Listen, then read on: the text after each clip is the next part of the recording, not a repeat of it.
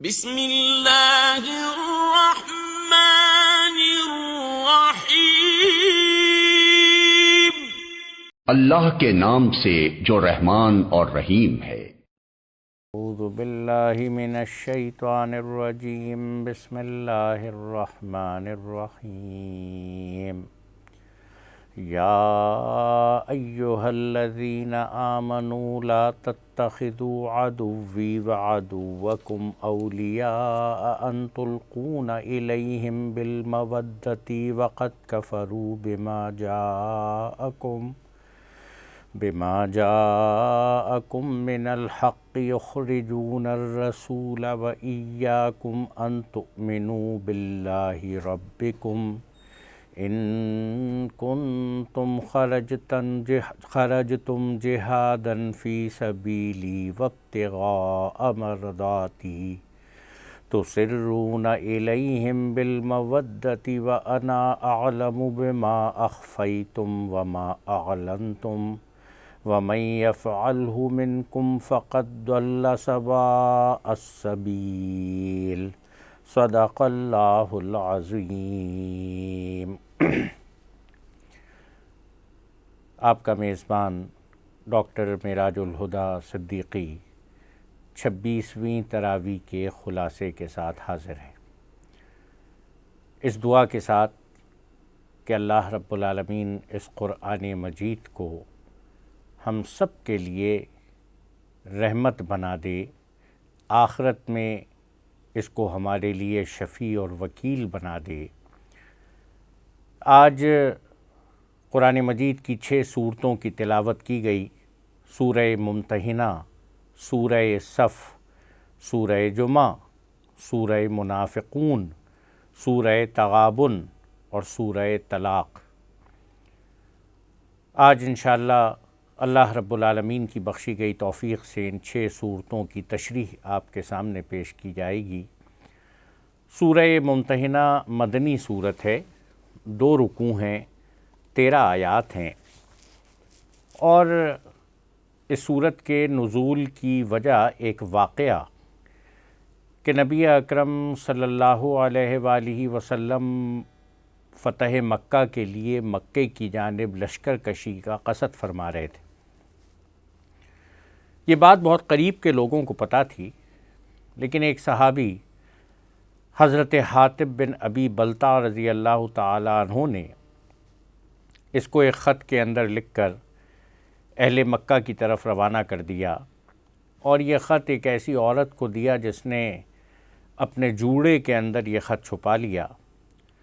نبی اکرم صلی اللہ علیہ وآلہ وسلم آپ کو اس خط کی اطلاع ہو گئی۔ آپ نے حضرت علی کرم اللہ وجہ کی قیادت میں 3 صحابہ اکرام رضوان اللہ علیہم اجمعین کو بھیجا اور بتایا کہ یہ عورت فلاں منزل پر ہوگی، اس کے پاس یہ خط ہے، اس سے نکال لاؤ۔ اس عورت کے پاس پہنچے، اس نے انکار کر دیا، کہنے لگی کہ میرے پاس تو کوئی خط موجود نہیں۔ صحابہ اکرام نے کہا کہ ہمیں نبی اکرم صلی اللہ علیہ وآلہ وسلم نے یہ بات بتائی ہے، ان کا بتایا ہوا غلط نہیں ہو سکتا، خط ہمارے حوالے کر دو ورنہ ہمیں سختی پر آنا پڑے گا۔ وہ عورت مجبور ہوئی، اس نے اپنے جوڑے کے اندر سے وہ خط نکال کر دیا۔ یہ خط لے کر صحابہ اکرام رضوان اللہ علیہم اجمعین اس عورت کے ساتھ واپس آئے۔ نبی اکرم صلی اللہ علیہ وآلہ وسلم نے حضرت حاطب بن ابی بلتع رضی اللہ تعالیٰ عنہ کو بلایا۔ انہوں نے اپنی غلطی کو تسلیم کیا اور کہا کہ اصل میں میرے بچے مکے میں ہیں، میں یہ سوچتا تھا کہ وہ کفار کے ظلم و ستم سے محفوظ رہیں گے، اور وہ عورت کہ جو مدینہ منورہ آئی تھی تو اللہ کے رسول صلی اللہ علیہ وآلہ وسلم نے اس پر بڑا احسان کیا تھا۔ اللہ کے رسول صلی اللہ علیہ وآلہ وسلم نے حضرت حاطب بن ابی بلتع کے اس معاملے پر جب سیدنا عمر فاروق رضی اللہ تعالیٰ عنہ نے کہا کہ یہ کھلی بغاوت ہے، آپ نے کہا کہ نہیں عمر، حاطب بن ابی بلتع بدری صحابی ہیں، اور نبی اکرم صلی اللہ علیہ وآلہ وسلم نے انہیں معاف کر دیا۔ اس موقع پر سورہ ممتحنہ نازل ہوئی اور آیت 1 سے 3 کفار اور مشرکین سے دوستی کی واضح ممانعت کی گئی۔ کہا گیا کہ اللہ اور اپنے دشمنوں کو اپنا دوست نہ بناؤ۔ اللہ کے دشمن رسول صلی اللہ علیہ وآلہ وسلم کو اور تمہیں اس لیے انہوں نے مکے سے جلا وطن کیا تھا کہ تم اللہ پر ایمان لاتے ہو۔ اور یاد رکھنا اللہ تعالیٰ تمہارے ہر خفیہ اور اعلانیہ فعل سے باخبر ہے۔ اور اے مومنو، کفار اگر تم پر قابو پالیں تو تمہارے ساتھ دشمنی کریں، ہاتھ اور زبان سے پوری طرح تمہیں آزار دیں، اور وہ تو چاہتے ہیں کہ تم کسی طرح کافر ہو جاؤ۔ اور یاد رکھنا کہ قیامت کے دن نہ رشتہ داریاں کام آئیں گی نہ اولاد کام آئے گی۔ آیت 4 سے 6 سیدنا ابراہیم علیہ السلام اور ان کے ساتھیوں کی مثال دی گئی کہ ابراہیم علیہ السلام اور ان کے ساتھیوں نے قوم کے شرک سے بیزاری کا اعلان کر دیا۔ حضرت ابراہیم علیہ السلام نے یوں اپنے والد کے لیے بھی ایک مرتبہ مغفرت کی دعا کی تھی، لیکن وہ تو والد سے وعدہ کیا تھا، اور جب اللہ رب العالمین نے اس کام کو کرنے سے منع کیا تو سیدنا ابراہیم علیہ السلام نے یہ کام دوبارہ نہیں کیا۔ اور سیدنا ابراہیم علیہ السلام نے پھر اللہ تعالیٰ سے دعا کی، ربنا لا تجعلنا فتنة للذین کفروا واغفر لنا ربنا انک انت العزیز الحکیم۔ اے ہمارے پروردگار، تو ہمیں کافروں کی آزمائش میں نہ ڈال، اے ہمارے پالنے والے ہماری خطاؤں کو بخش دے، بے شک تو ہی غالب بڑی حکمت والا ہے۔ اس رویے اور طرز عمل میں ہر اس شخص کے لیے مثال ہے جو اللہ اور روز آخرت کا امیدوار ہے۔ آیت 7 سے 9 کہا گیا کہ بعید نہیں کہ اللہ تمہارے اور تمہارے دشمنوں کے درمیان کوئی محبت کی سبیل کبھی پیدا کر دے، اور ایسے رشتہ دار، ایسے دوست کہ جنہوں نے دین کے بارے میں کبھی لڑائی نہیں لڑی، تمہیں جلا وطن نہیں کیا، ان کے ساتھ حسن سلوک کرنے اور منصفانہ بھلے برتاؤ کرنے سے اللہ تعالیٰ تمہیں نہیں روکتا، بلکہ اللہ تعالیٰ تو انصاف کرنے والے، ایک دوسرے پر احسان کرنے والوں سے محبت کرتا ہے۔ جنہوں نے دین سے دشمنی نہیں کی ان سے تعلق رکھ سکتے ہو، لیکن اللہ تعالیٰ تمہیں صرف ان لوگوں کی محبت سے روکتا ہے جنہوں نے تم سے دین کے بارے میں لڑائیاں لڑیں، تمہیں دیس سے نکال دینے والوں کی مدد کی، مسلمانوں کے خلاف سازشیں کیں، ان کے قتل عام میں حصہ لیا۔ جو لوگ ایسے کفار سے محبت کریں وہ قطعاً ظالم ہیں۔ یہ بڑا حتمی فیصلہ ہے جو اللہ رب العالمین سورہ ممتحنہ میں سنا رہا ہے۔ آیت 10 سے 13 ہجرت کر کے آنے والی خواتین کے بارے میں حکم دیا جا رہا ہے۔ اے ایمان والو، جب تمہارے پاس مومن عورتیں ہجرت کر کے آئیں تو تم ان کا امتحان لو۔ اگر وہ ایماندار ہیں تو اب انہیں کافروں کی طرف واپس نہ کرو، یہ ان کے لیے حلال نہیں ہیں، ان کے ساتھ ان کے نکاح اگر تھے تو ختم ہو گئے، اور نہ کافر اپنی ان مومن بیویوں کے لیے حلال ہیں۔ ان عورتوں کو ان کے مہر دے کر ان سے نکاح کر لینے میں ہی بہتر راستہ ہے، اور یہی اللہ تعالیٰ تمہیں سجھا رہا ہے۔ اور اسی طریقے سے کافر عورتوں سے تمہارے رشتے نہیں ہو سکتے، مشرک عورتوں سے انہیں اپنے قبضے میں نہ رکھو۔ اور نبی اکرم صلی اللہ علیہ وآلہ وسلم کے پاس ایک صحابیہ حضرت ام کلثوم بنت عقبہ بن معیط تشریف لائیں صلح حدیبیہ کے بعد، اور ان کے بھائی واپس لینے آئے۔ کہا کہ صلح حدیبیہ میں وعدہ کیا گیا تھا کہ جو مکے آ جائے گا اسے واپس نہیں کیا جائے گا، جو مدینے آ جائے گا اسے واپس کر دیا جائے گا۔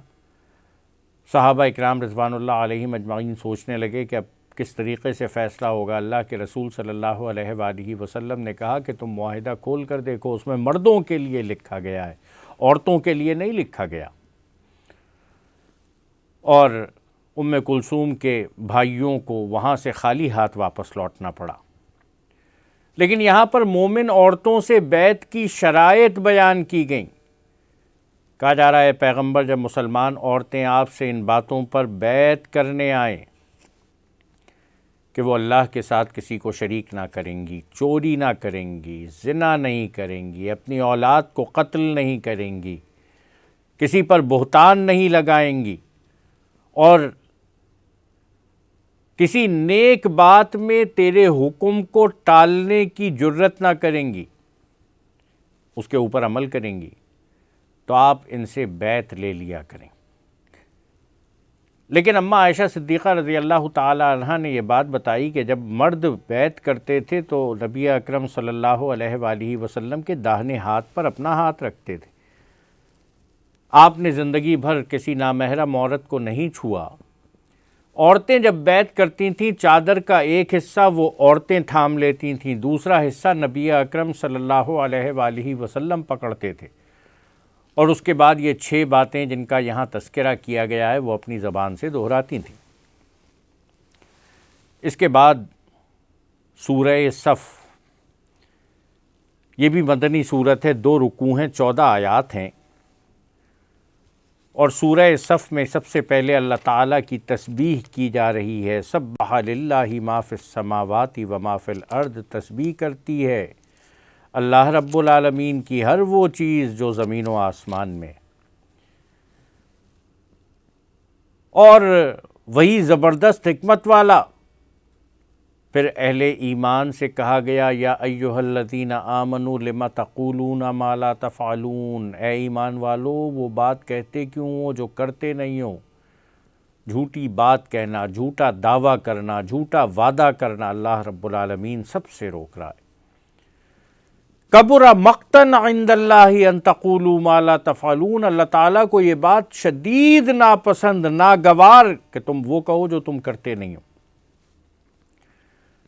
پھر اہل ایمان کی خوبی بیان کی جا رہی ہے، مجاہدین کی شان بیان کی جا رہی ہے۔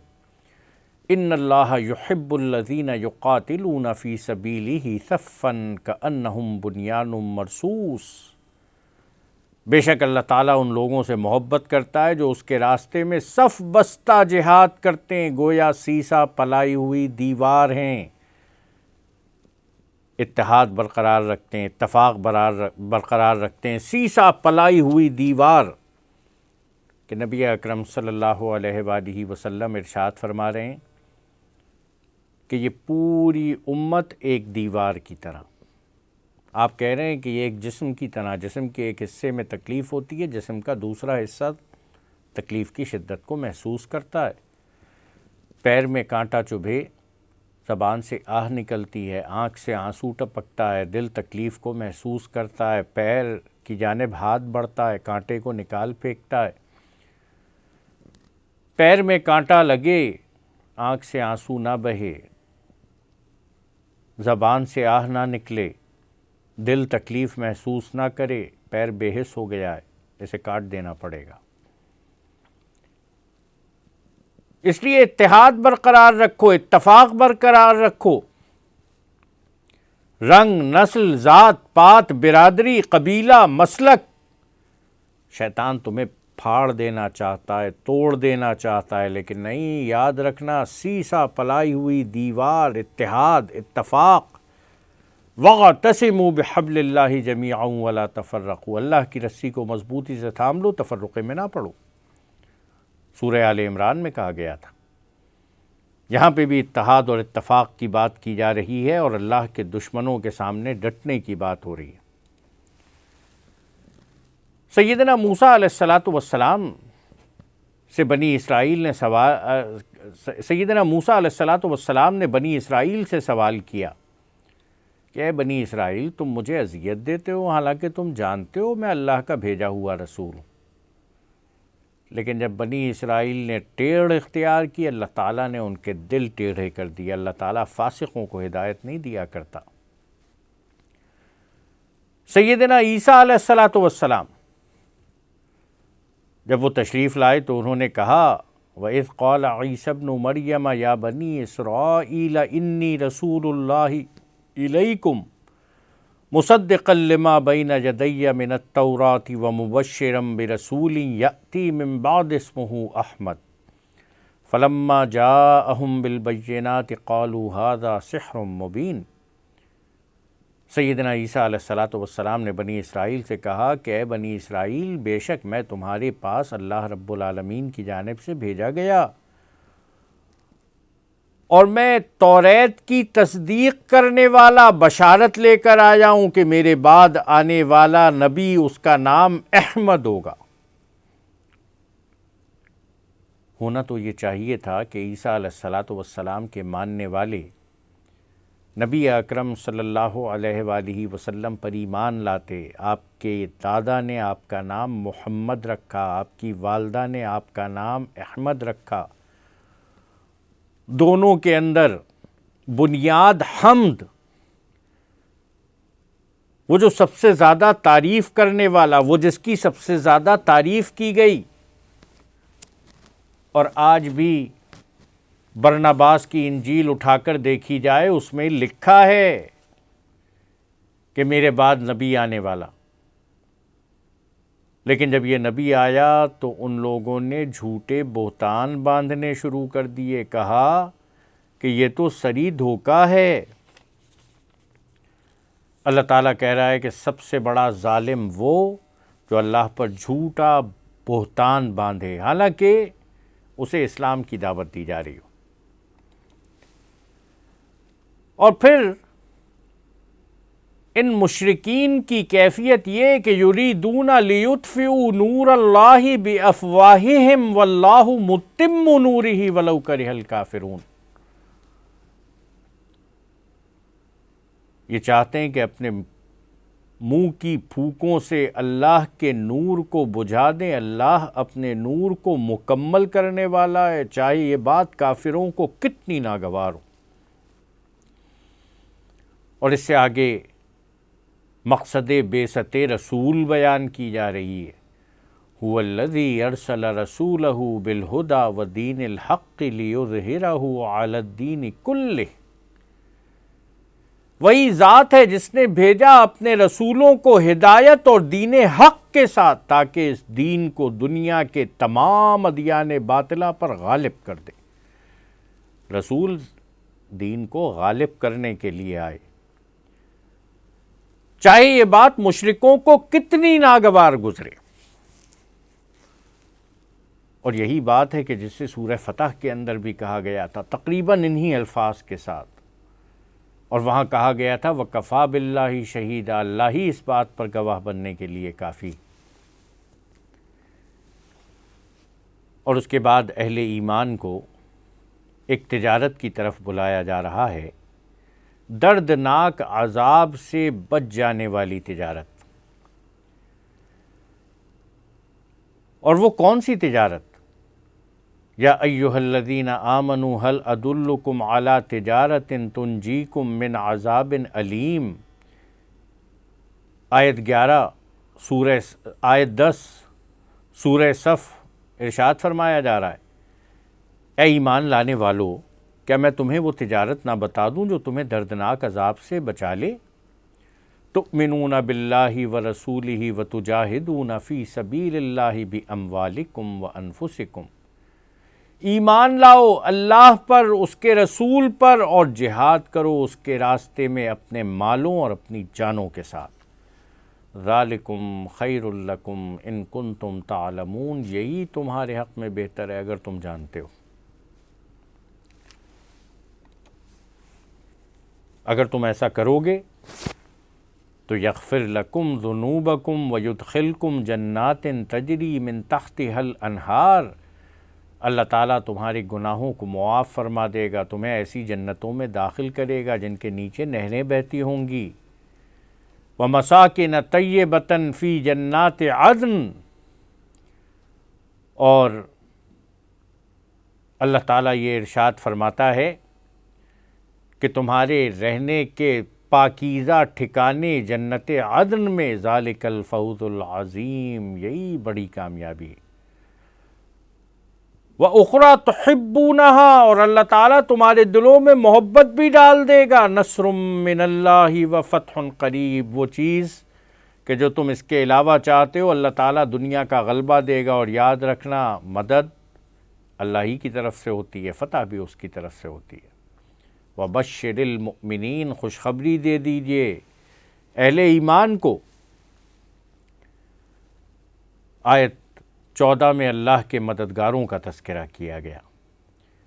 یا ایھا الذین آمنوا کونوا انصار اللہ کما قال عیسی ابن مریم للحواریین من انصاری الی اللہ قال الحواریون نحن انصار اللہ، اے ایمان والو اللہ کے راستے میں اس نبی کے مددگار بنو، اس دین کو پھیلانے کے لیے، اس دین کو قائم کرنے کے لیے، مقصد بعثت رسالت کو حاصل کرنے کے لیے۔ جس طرح سیدنا عیسیٰ علیہ السلام نے اپنے حواریوں کو پکارا تھا اور ان سے پوچھا تھا کہ کون اللہ کے راستے میں میرا مددگار بنے گا، حواریوں نے جواب دیا ہم اللہ کے راستے میں آپ کے مددگار۔ فآمنت طائفۃ من بنی اسرائیل وکفرت طائفہ، پس بنی اسرائیل کی ایک جماعت ایمان لے آئی، دوسری جماعت نے کفر کیا۔ فأیدنا الذین آمنوا علی عدوہم فاصبحوا ظاہرین، ہم نے مومنوں کی ان کے دشمنوں کے مقابلے میں مدد کی اور وہی مومن غالب آ گئے۔ اہل ایمان کو بتایا جا رہا ہے کہ مومن ہی غالب ہونے والے۔ اس کے بعد سورہ جمعہ جو مدنی سورت ہے، 2 رکوع ہیں، 11 آیات ہیں۔ آیت 1 سے 8 میں اللہ تعالیٰ یہودیوں کی مثال بیان کر رہا ہے اور ان کو چیلنج دے رہا ہے۔ اللہ نے امیوں کے اندر سے ایک رسول خود انہی میں سے اٹھایا، امی، ام القریٰ کے رہنے والے، مکہ معظمہ مدینہ منورہ، اور یہ نبی انہیں اللہ کی آیات سناتا ہے، ان کی زندگی سنوارتا ہے، کتاب و حکمت کی تعلیم دیتا ہے۔ لیکن یاد رکھنا نبی اکرم صلی اللہ علیہ وآلہ وسلم ہر خشک و تر کے لیے، ہر گورے اور کالے کے لیے، پوری زمین اور انسانیت اور اس سے آگے بڑھ کر جنوں کے لیے نبی بنا کر بھیجے گئے۔ اور یہ یہودی، ان کی یہ مثال کہ مثل الذین حملوا التوراۃ ثم لم یحملوها کمثل الحمار یحمل اسفارا بئس مثل القوم الذین کذبوا بآیات اللہ واللہ لا یہدی القوم الظالمین، جن لوگوں کو تورات پر عمل کرنے کا حکم دیا گیا پھر انہوں نے اس پر عمل نہیں کیا، ان کی مثال اس گدھے کی سی ہے جس پر بہت سی کتابیں لاد دی جائیں۔ گدھے پر کتنی کتابیں لا دی جائیں اس کے علم میں اضافہ نہیں ہوتا، اس کے بوجھ میں اضافہ ہو جاتا ہے۔ اللہ کی باتوں کو جھٹلانے والوں کی بڑی بری مثال، اللہ تعالیٰ ظالم قوم کو ہدایت نہیں دیا کرتا۔ یہودیوں کو چیلنج دیا گیا اگر تم ہی اللہ کے چہیتے ہو تو موت کی تمنا کرو۔ اپنے کرتوتوں کی وجہ سے یہ کبھی بھی اس کی تمنا نہ کریں گے، انہیں زندگی بڑی محبوب ہے،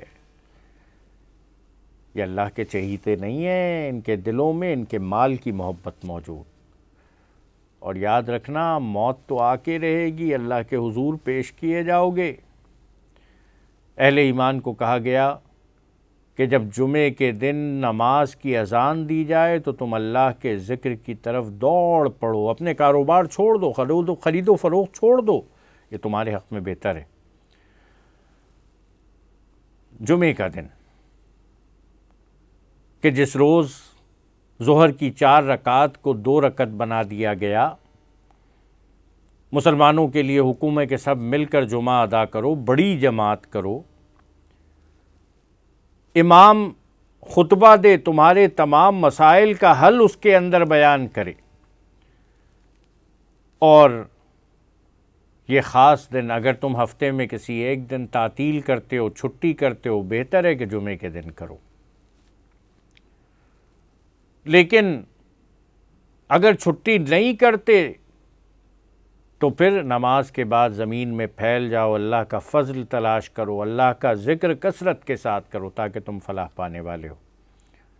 جمعے کا دن نبی اکرم صلی اللہ علیہ وآلہ وسلم خاص تیاری فرماتے تھے، غسل بھی فرماتے تھے، خوشبو بھی لگاتے تھے، سورہ کہف کی تلاوت بھی کرتے تھے،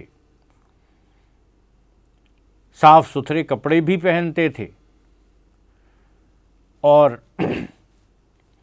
اس جمعے کی نماز کے لیے بالکل آخری وقت میں دوڑتے بھاگتے پہنچنا یہ کوئی اچھی بات نہیں ہے۔ جس کے 3 جمعے نکل گئے، کہا گیا اس کے دل پہ مہر لگا دی جائے گی۔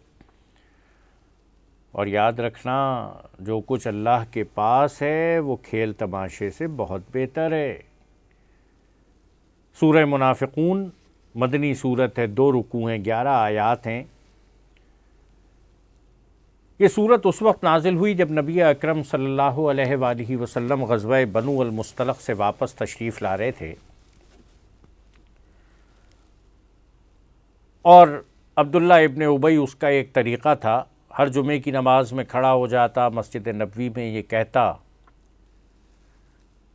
کہ یہ اللہ کے سچے رسول ہیں، ان کی بات سنو، ان کی بات پر عمل کرو، یہ کہہ کر بیٹھ جاتا۔ کہنے کی ضرورت نہ تھی، خام خواہ میں نمبر بنانے کے لیے۔ غزوہ بنو المصطلق سے اللہ کے رسول صلی اللہ علیہ وآلہ وسلم واپس تشریف لا رہے تھے۔ ایک جگہ پر آپ نے پڑاؤ کا حکم دیا، پانی کا ذخیرہ چھوٹا تھا۔ ایک انصاری صحابی اپنے جانور کو پانی پلانے لے جا رہے تھے۔ سیدنا عمر فاروق رضی اللہ تعالیٰ عنہ کے ایک آزاد کردہ غلام اپنے جانور کو پانی پلانے لے جا رہے تھے۔ دونوں کے جانور ٹکرائے، ذرا بدمزگی ہو گئی، لیکن اسی کیفیت کے اندر کوئی وہاں پہنچ گیا اور کسی نے یہ آواز لگائی، انصاریوں دوڑو اپنے بھائی کی مدد کرو۔ جوابی طور پر آواز لگائی گئی، مہاجروں دوڑو اپنے بھائی کی مدد کرو۔ نبی اکرم صلی اللہ علیہ وآلہ وسلم اپنے خیمے میں بیٹھے تھے، کسی نے آ کر اطلاع دی کہ آپ یہاں تشریف فرمائیں، ادھر آپ کی قوم تقسیم ہو گئی ہے۔ اللہ کے رسول صلی اللہ علیہ وآلہ وسلم وہاں پہنچے تو دیکھا کہ واقعی صورتحال یہی ہے۔ آپ کا چہرہ غصے سے سرخ ہو گیا۔ آپ نے کہا، لوگوں، جب تمہارے پاس اللہ کی ہدایت آ گئی، اس کا نبی تمہارے درمیان موجود، تو پھر جہالت کی یہ بات کیسے کی؟ کبار صحابہ اکرام رضوان اللہ علیہم اجمعین، سیدنا ابو بکر صدیق رضی اللہ تعالیٰ عنہ، سیدنا عمر فاروق رضی اللہ تعالیٰ عنہ، سیدنا سعد بن معاذ رضی اللہ تعالیٰ عنہ آگے بڑھے۔ کہا، یا رسول اللہ صلی اللہ علیہ وآلہ وسلم، ہم معاملات کو سنبھالتے ہیں، آپ جائیے۔ لوگوں کو الگ الگ کیا، معاملے کو ختم کیا۔ عبداللہ ابن ابی وہیں پر ٹک کر کھڑا ہو گیا، باتیں بنانے لگا۔ اس نے کہا کہ ان کی مثال تو ایسی ہے جیسے کسی کتے کو کھلا پلا کے موٹا کرو اور وہ تم پر بھونکنے لگے۔ اور اس نے کہا کہ اب مدینے پہنچ کر عزت والا ذلت والے کو مدینے سے نکال دے گا۔ ایک ننھے سے صحابی حضرت زید بن ارقم رضی اللہ تعالیٰ عنہ یہ بات سن رہے تھے۔ انہوں نے اللہ کے رسول صلی اللہ علیہ وآلہ وسلم کے پاس جا کر کہا کہ یا رسول اللہ صلی اللہ علیہ وآلہ وسلم، وہاں ایک آدمی ایسی بات کرتا ہے۔ اس آدمی کا اندازہ ہو گیا۔ نبی اکرم صلی اللہ علیہ وآلہ وسلم نے عبداللہ ابن ابی کو بلایا، یہ آیا، اس سے پوچھا گیا کہ کیا تم نے ایسی بات کہی ہے؟ اس نے قسمیں کھانی شروع کر دیں۔ کہنے لگا، اللہ کی قسم نہیں کہی، رسول کی قسم نہیں کہی۔ اللہ کے رسول صلی اللہ علیہ وآلہ وسلم نے محفل کو برخاست کیا، لشکر کو کوچ کا حکم دیا۔ لشکر 3 دن 3 راتیں چلتا رہا، یہاں تک کہ آپ پر سورہ منافقون نازل ہوئی۔ آپ نے سورہ منافقون کی تلاوت کی، اور اس سورہ منافقون میں کہا گیا کہ اس آدمی نے ایسی شر انگیز زہر پھیلانے والی گفتگو کی ہے۔ اللہ کے رسول صلی اللہ علیہ وآلہ وسلم نے حضرت زید ابن ارقم رضی اللہ تعالی عنہ ننھے سے صحابی کو بلایا، اس کا کان پکڑا، کان کھینچا، کہا کہ بچے کا کان سچا تھا، باقی سب جھوٹے تھے۔ سیدنا عمر فاروق رضی اللہ تعالی عنہ آگے بڑھے، کہا کہ مجھے اجازت دیجیے میں اس کی گردن مار دوں۔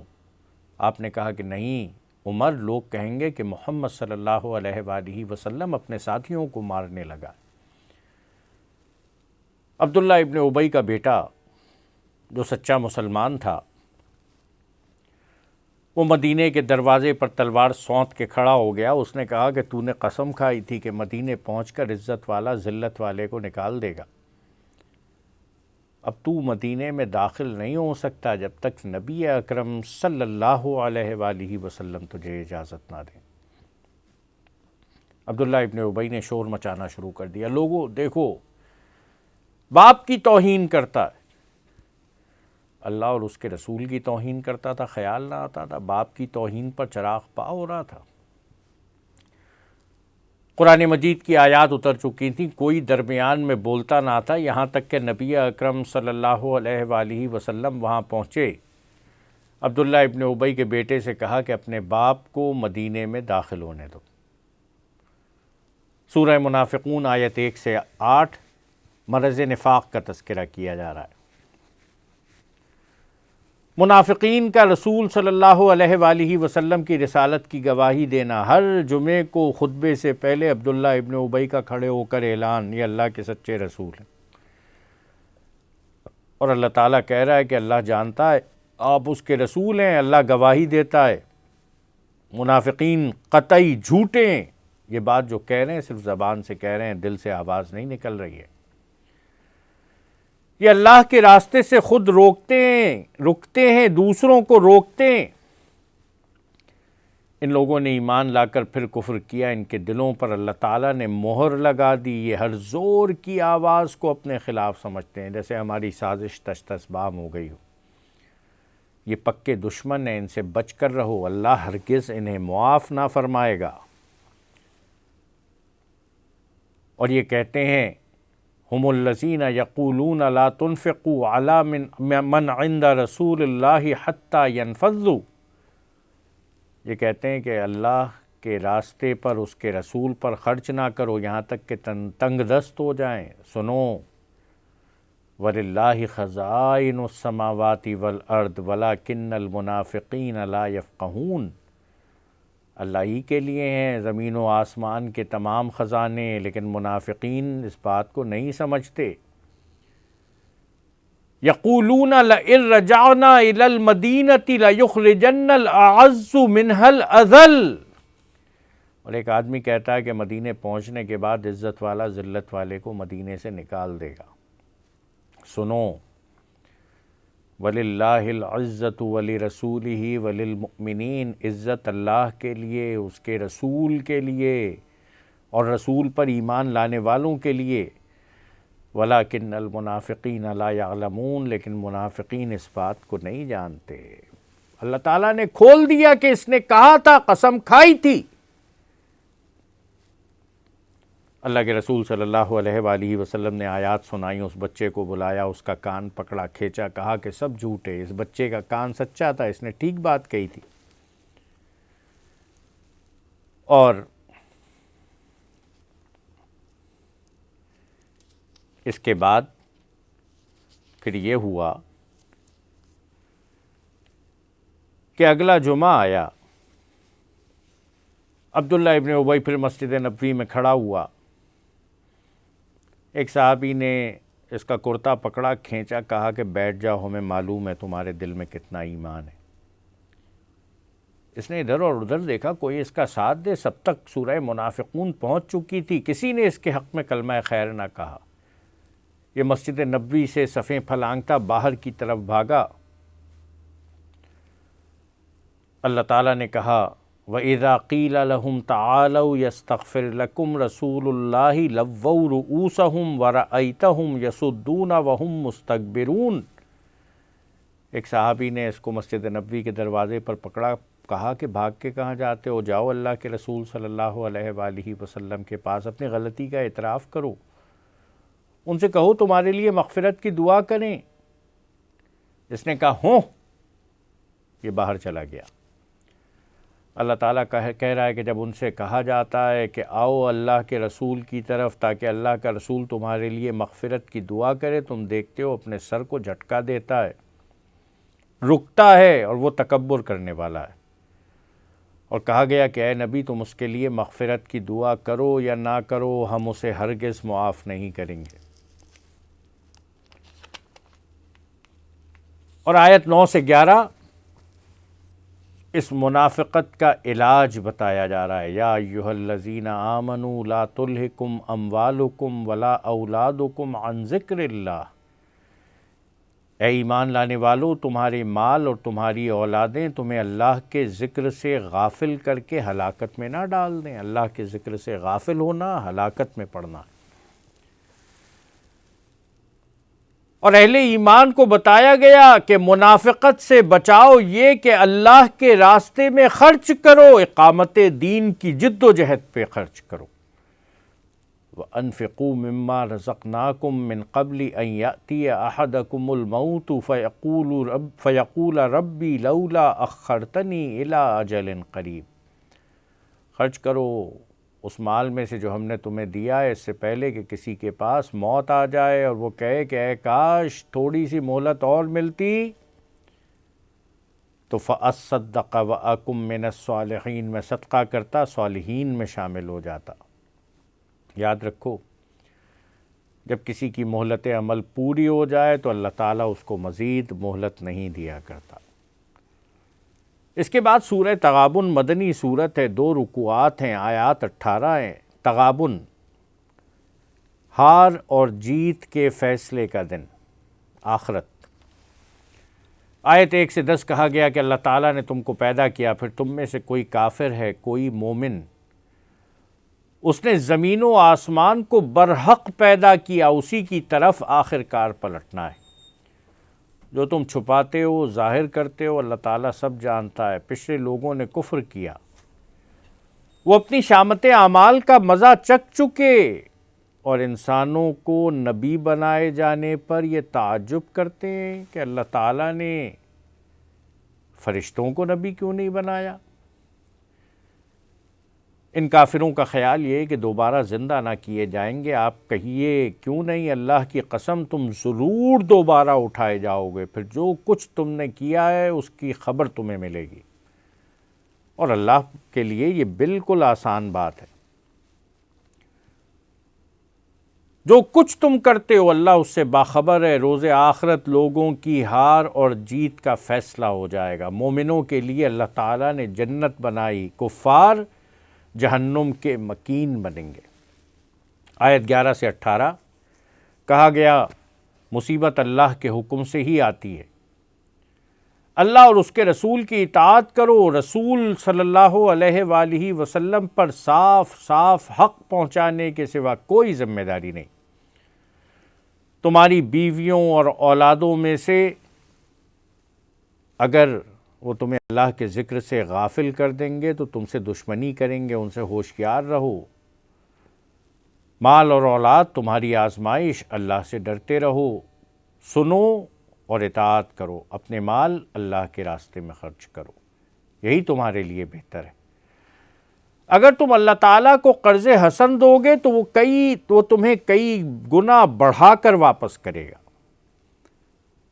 اس کے بعد سورہ طلاق، جسے حضرت عبداللہ ابن مسعود رضی اللہ تعالیٰ عنہ نے چھوٹی سورہ نساء بھی قرار دیا ہے۔ مدنی سورت، 2 رکوع 12 آیات۔ آیت 1 سے 7 کہا گیا عورتوں کو طلاق دو تو عدت کی مدت میں اس کو تم واپس لے سکتے ہو، گویا 3 مرتبہ ایک ساتھ نہ کہو، ایک دفعہ کہو۔ اور عدت کے زمانے کا ٹھیک ٹھیک شمار کرو، زمانے عدت میں اپنے گھر سے نہ نکالو، اور وہ بھی ذرا صبر اور تحمل کا مظاہرہ کریں، خود بگڑ کر نہ نکل جائیں۔ یہ اللہ کی مقرر کردہ حدیں ہیں، شاید اللہ موافقت کی کوئی صورت پیدا کر دے، دلوں کو ملا دے۔ گھروں کے اندر جدائی پیدا ہونا سب سے بری چیز، اور حلال کاموں میں اللہ رب العالمین کے نزدیک جو سب سے زیادہ ناپسندیدہ طلاق۔ اور نبی اکرم صلی اللہ علیہ وآلہ وسلم نے ارشاد فرمایا کہ شیطان اپنا تخت بچھاتا ہے، کارندوں کو روانہ کرتا ہے، کارندے برے کاموں کی آ کر رپورٹ دیتے ہیں۔ ایک کہتا ہے کہ میں نے ایک انسان کو چوری پر آمادہ کیا، دوسرا آ کر کہتا ہے میں نے ایک انسان کو قتل پر آمادہ کیا، تیسرا آ کر کہتا ہے کہ میں نے میاں اور بیوی کے درمیان جدائی ڈال دی۔ شیطان اپنے اس کارندے کو گلے لگا لیتا، تو سب سے بہتر کام کر کے آیا، شیطانیت کے نام کو بلند کر کے آیا۔ اس لیے شاید اللہ تعالیٰ تمہارے دلوں میں موافقت کی کوئی صورت پیدا کر دے اور تم بھلے طریقے سے اپنے نکاح میں روک لو، لیکن اگر ایسا نہ ہو تو بھلے طریقے پر رخصت کر دو۔ گالم گلوچ کرتے ہوئے نہیں، لڑائی جھگڑا کرتے ہوئے نہیں، مار پیٹ کرتے ہوئے نہیں، بلکہ ایسے موقع پر بہتر ہے کہ کوئی تحفہ بھی دو اور دو صاحب عدل آدمیوں کو گواہ بنا لو۔ ان باتوں کی نصیحت تمہیں اس لیے کی جا رہی ہے کہ جو اللہ سے ڈرتے ہوئے کام کرے گا، اللہ تعالیٰ اس کے لیے مشکلات سے نکلنے کا راستہ پیدا کر دے گا۔ اور جب کوئی عورت کو طلاق دے تو اس کی عدت 3 طہر، لیکن حاملہ عورت کے لیے عدت کی مدت وضع حمل، اور یہ حکم دیا گیا کہ وضع حمل تک ان پر خرچ کرتے رہو، جو بچہ پیدا ہوگا وہ تمہارا ہوگا، اگر یہ اس کو دودھ پلائیں تو تمہیں رضاعت کی اجرت دینا ہوگی۔ رضاعت کی یہ اجرت ہر صورت میں باپ کو ادا کرنی ہوگی، چاہے یہ عورتیں ان کے ساتھ تعلقات میں ہوں، ان کے نکاح میں ہوں، تب بھی یہ باپ پر لازم ہے کہ وہ اپنے بچے کی پرورش کے لیے یہ رقم ادا کرے۔ آیت 8 سے 12 اللہ تعالیٰ ارشاد فرما رہا ہے، پچھلی قوموں نے اللہ اور اس کے رسولوں کے حکم سے سرتابی کی تو اللہ تعالیٰ نے انہیں بری سزا دی۔ اور یاد رکھنا کہ رسول تمہیں اللہ کے احکامات صاف صاف پڑھ کر سناتا ہے تاکہ وہ لوگ جو ایمان لائے اور نیک عمل کریں تو تاریکیوں سے روشنی میں آ جائیں، اور مومنوں کو اللہ تعالیٰ جنت میں داخل فرمائے گا جن کے نیچے نہریں بہتی ہوں گی۔ اللہ ہی ہے جس نے 7 آسمان بنائے، زمین کی قسم سے بھی انہی کی مانند، اور اللہ رب العالمین ان کے درمیان حکم نازل کرتا ہے۔ یاد رکھو اللہ ہر چیز پر قدرت رکھتا ہے اور اس کا علم ہر چیز پر محیط ہے۔ اللہ تعالیٰ ہم سب کو اپنی بندگی کی توفیق عطا فرمائے اور ہم سب کی مغفرت فرمائے۔